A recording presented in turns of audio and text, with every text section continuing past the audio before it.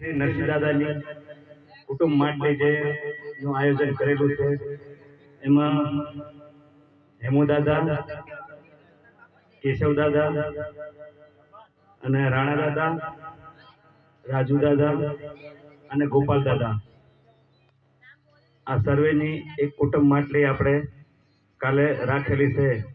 તો સૌ એક મળી આપણે જે આપણેથી બને એક વિશ્વાસથી એમને સદગતિ પહોંચે અને એમના આત્માને શાંતિ મળે એ રીતને આપણે પાણી પીવડાવી અને પ્રાર્થના કરવાની છે પ્રભુને. શાંતિ આપે.